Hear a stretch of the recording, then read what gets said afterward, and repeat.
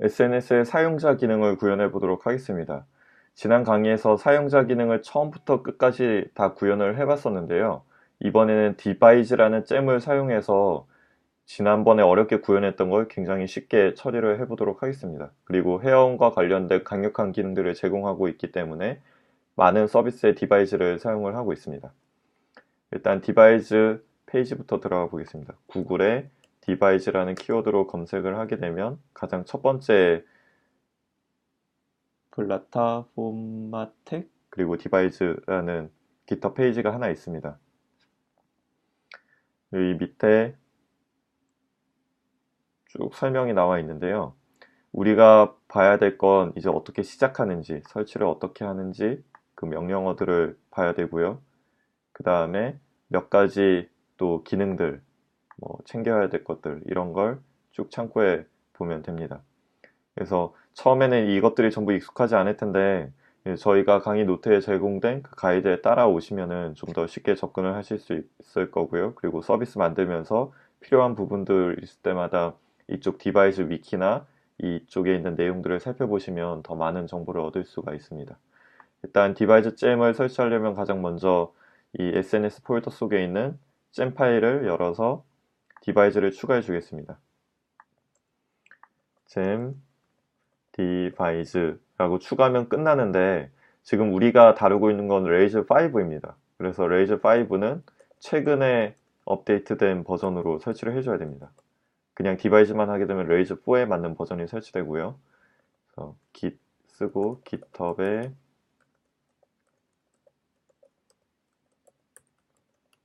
device.git 그 강의 노트에 있는 거 한 줄을 그대로 복붙해서 넣으시는 게 가장 안전할 겁니다. 그래서 이렇게 저장을 해주시고요.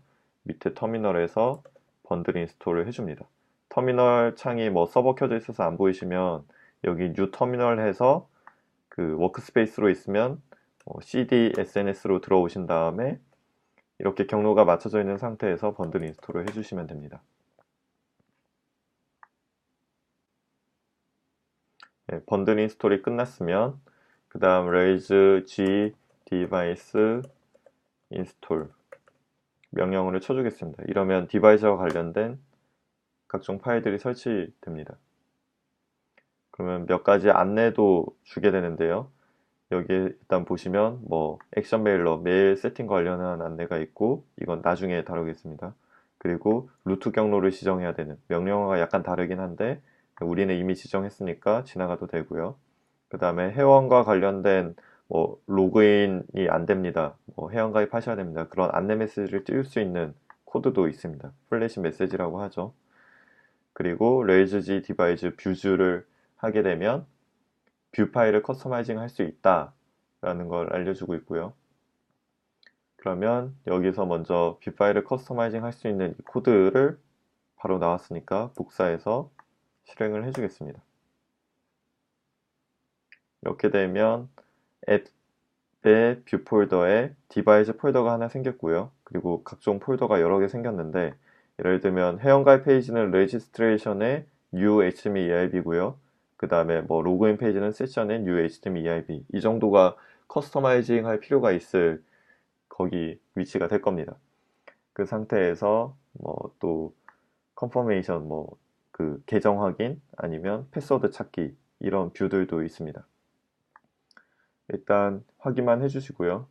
디바이스 뷰는 닫아주고 그 다음에 작업을 해야 될 게 이제 유저 모델을 생성해야 됩니다.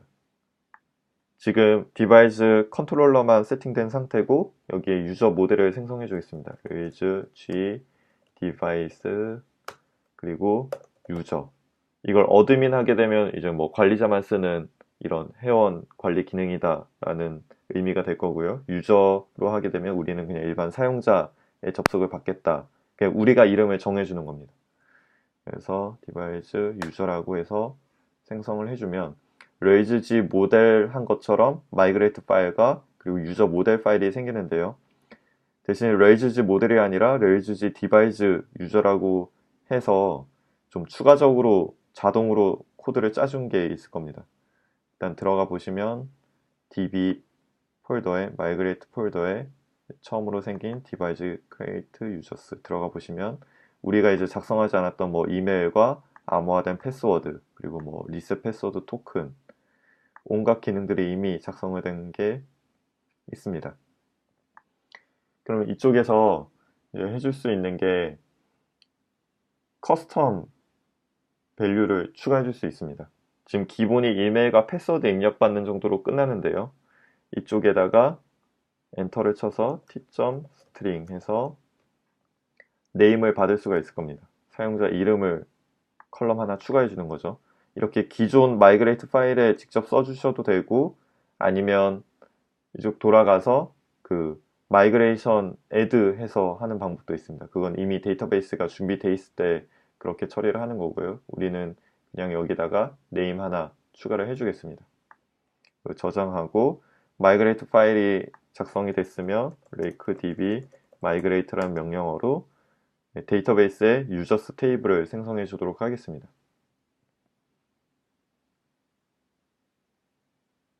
네, 이렇게 되면 데이터베이스에 유저스 테이블이 추가가 된 거고요. 그 다음 routes 파일을 열어보시면 또 디바이스를 추가하면서 생성된 주소 규칙이 있습니다. config에 routes ib에 들어가시면 device for users라는 키워드도 생겼는데요. 이걸 해주는 걸 한번 확인해 보겠습니다. rake route라는 명령어를 써보면 이미 뭐 리소시스와 마찬가지로 device for라는 것도 많은 라우트 규칙을 자동으로 생성해주는 그 기능입니다. 여기 보시면 디바이스로 시작하는 이 모든 주소 규칙을 저거 한 줄이 만들어 준 겁니다. 그냥 디바이스 잼이라는 데 구현이 되어 있는 기능이고요. 뭐 세션 U가 이제 로그인 페이지입니다. 겟 방식으로 유저스 사인인으로 접속하면, 또는 뭐 프리픽스로 유저 뉴 유저 세션 패스 이런 데로 접속하게 되면 로그인 페이지가 뜨고요. 그다음 로그인 과정 처리하는 건 포스트 방식으로 똑같은 주소로 접근할 수 있을 거고, 그다음에 딜리트 메소드로 사인아웃 이 주소로 접근하면 뭐 로그아웃 기능이 되는 거고, 그다음에 레지스트레이션 쪽이 그 회원 가입입니다. 겟 방식으로 사인업, 유저스 사인업 이쪽이 회원가입 페이지로 가는 겁니다. 그 다음 뭐 회원가입 처리라든가 뭐 회원가입 타이틀, 회원정보 수정 이런 것들이 있습니다. 이걸 확인을 해봤으면 이제 서버를 켜고 한번 회원가입 기능이 제대로 동작하는지 살펴보도록 하겠습니다. RayJS p 서버가 이미 켜져 있으시면 그냥 접속하시면 되는데 디바이스 잼을 설치한 이후에 바로 접속을 하게 되면 안 될 수 있기 때문에 컨트롤 C로 서버를 꺼주시고요. 그 서버 켰던 터미널로 가서 컨트롤 C로 꺼주시고, 이렇게 다시 뭐 화살표 위로 눌러서 명령어를 만든 다음 실행해 주시면 됩니다.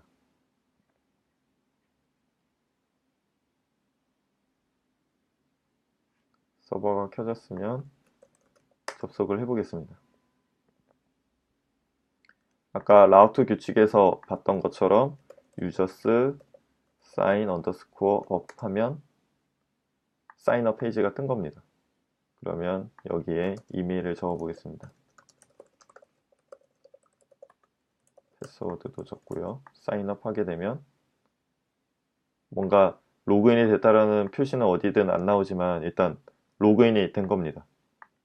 로그인이 된 상태고, 예를 들어 users sign up 다시 접근하면 다시 루트로 돌려집니다. 이미 회원가입을 했기 때문에 회원가입할 수 없다라고 루트로 돌려주고 있는 걸 확인할 수가 있습니다.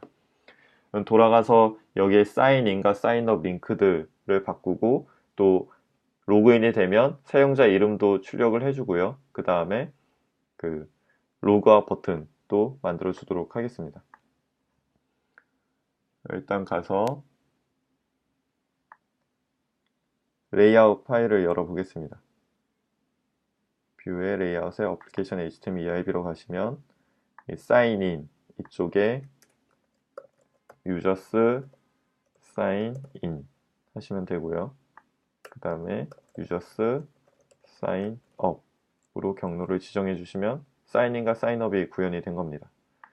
그 다음 우리가 회원이 로그인 됐는지 안 됐는지에 따라 이 메뉴가 바뀌어야 됩니다. 그렇다면 여기에 %if 그리고 기존에 지난번 우리가 로그인 기능 만들 때 유저 사인 in 물음표 라는 헬퍼를 만들었었죠. 그때 이 이름을 지었던 이유가 디바이저에서 이 헬퍼를 그대로 씁니다. 같은 이름으로 하려고 제가 그렇게 헬퍼를 만들었던 거고요. 유저 사인드 인이라 하게 되면 만약에 유저가 로그인 돼 있다면 사인인과 사인업이 뜨면 안 되죠. 그래서 여기에 경계로 else를 해주겠습니다. 로그인이 안 돼 있다면 사인인과 사인업을 띄워주고 로그인이 되어 있다면 사인아웃을 만들어 주겠습니다. 여기에 이제 링크 투 헬퍼를 써보겠습니다. 링크 투 그리고 sign out 그 다음에 라우치 규칙을 다시 한번 살펴보겠습니다. cd sns에 들어가서 레이크 라우츠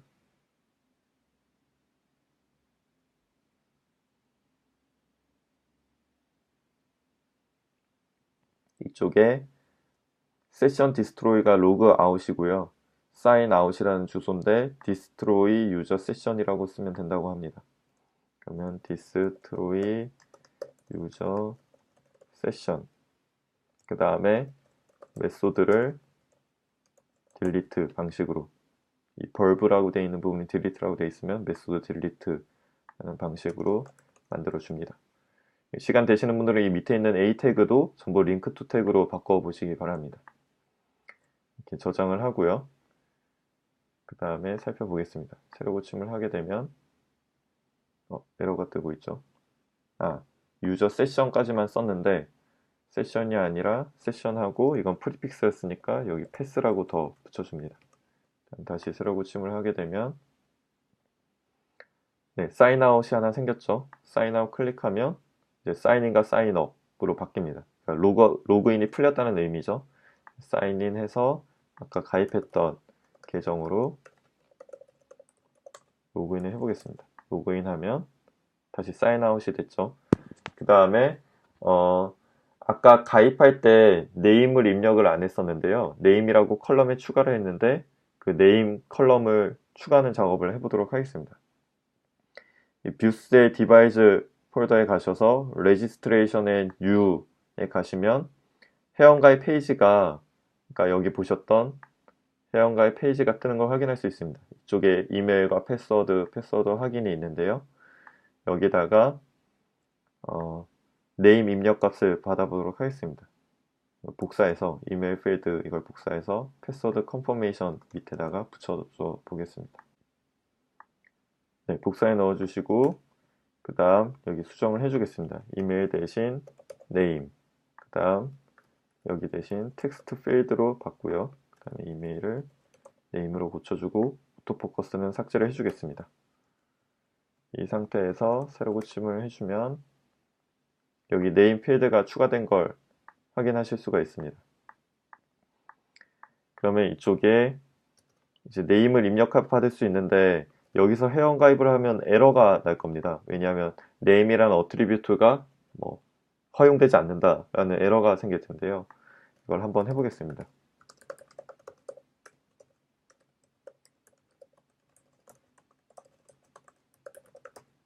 사인업을 하게 되면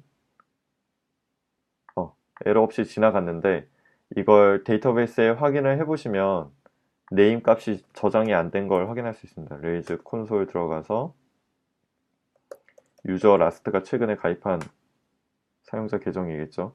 이쪽에 네임이 닐로 저장된 걸 확인할 수 있습니다. 이게 이제 허용이 안 됐기 때문에 그냥 피터링돼서 이 값이 안 들어간 겁니다.